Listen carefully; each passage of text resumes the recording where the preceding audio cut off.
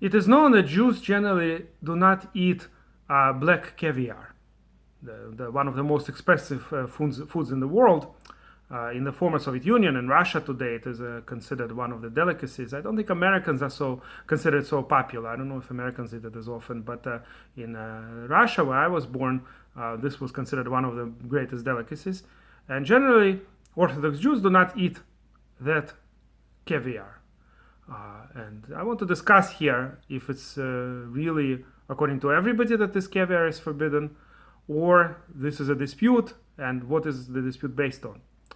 So it has to do, of course, with the Parshat Shmini that we're going to be reading on Shabbat after the Shabbat of Pesach. The coming Shabbat is going to be, of course, the 7th day of Pesach, and then the next Shabbat we're going to read Parshat Shmini. But we already started reading it in the Mincha of the previous Shabbat.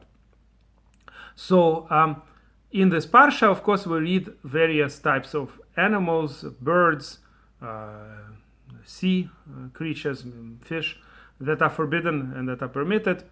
And with regards to fish, the Torah tells us that it has to have fins and scales. And Ramban writes in his commentary that scales means something that can be taken off from the fish.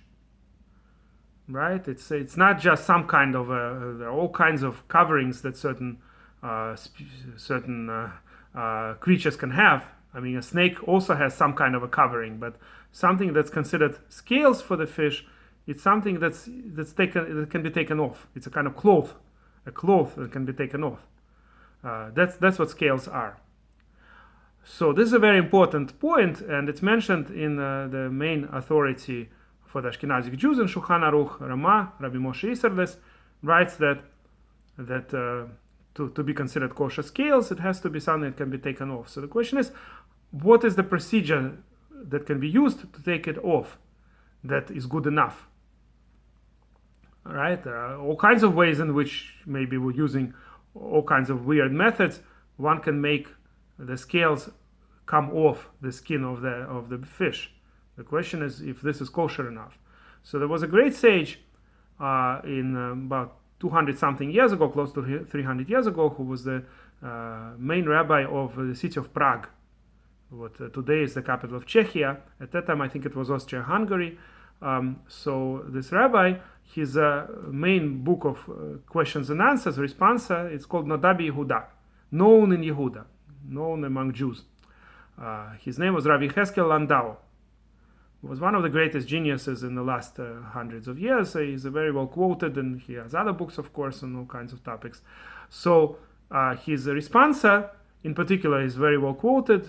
And one of the questions was asked specifically about the fish that produces the black caviar. Notice that in general, the kashrus of caviar depends on the kashrus of the fish itself, just like the kashrus of eggs depends on the bird. The reason we can eat regular eggs from chicken is because chicken is kosher bird. But if, for instance, the bird is not kosher, then its egg is not kosher. If the animal is not kosher, its milk is not kosher. If the fish is not kosher, then its caviar is not kosher. So the main question is, does this particular fish have correct scales? It has something that looks like scales. But whether it's considered correct scales or not, that's the big question. So it basically came down to checking whether you can take off those scales and what methods can be used to take these scales off.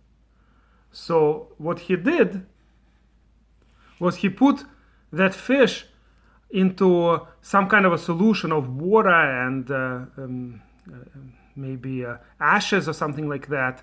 And after a few hours, when the skin became softer, probably it was possible then to actually take off the scales. So he said it's a kosher fish. And some other rabbis disagreed with it. So basically, the kashrut of black caviar would depend, therefore, on this dispute, whether this is a kosher fish. Today, as far as I know, all the regular hashgacha agencies, like Orthodox Union and others, do not put the kashrut on the black caviar. Now, there are other black caviars, by the way, that are completely kosher from other fish. But those ones are not tasty, and very few people will eat it. So I saw in certain Orthodox stores, kosher stores, that have some kind of black caviar. It's not the one the expensive one that comes from Caspian Sea, that is popular in Russia, and so in other places the expensive caviar. I think this in America too. I think they grow it in some artificial ponds. So this fish that produces black caviar. So that's the expensive one, and that's the one that we're discussing. We're not discussing any other type of fish that may have caviar that happens to be black color, that could be kosher, but it's not popular, not tasty, and it could have kashrut, but nobody see it. Very few people are interested in eating it. So generally, we eat the red caviar. That one for sure comes from the kosher fish. The one that we usually eat is the one that comes from salmon, I think, right? That's the red caviar, as far as I know. But the black caviar, that's the expensive one that comes from Caspian Sea. That maybe would be kosher according to some rabbis, but the accepted opinion is to be stringent. I would say that given the price of it, and it's incredibly expensive food, it's not really worth wasting so much money over something like that. There's no specific quality of that particular caviar that one would need for maybe like a person specifically. Let's say if a person has certain nutrients or something that they would need, and then we could justify eating food that's so expensive. But why in the world would a person want to eat black caviar at such an incredibly expensive price? If right, especially if there's a dispute if it's kosher. But of course, if it would be kosher according to everybody, then it wouldn't be a problem. And those who want to eat expensive foods, we can't stop a person from wanting to spend a few $100s over a pound of caviar. But of course, the fact is that since a lot of rabbis are also strict with regards to this particular fish and its caviar, therefore it's generally not considered kosher. So that's all I want to say for this lesson, and if you like this video, please press like and please subscribe to our channel.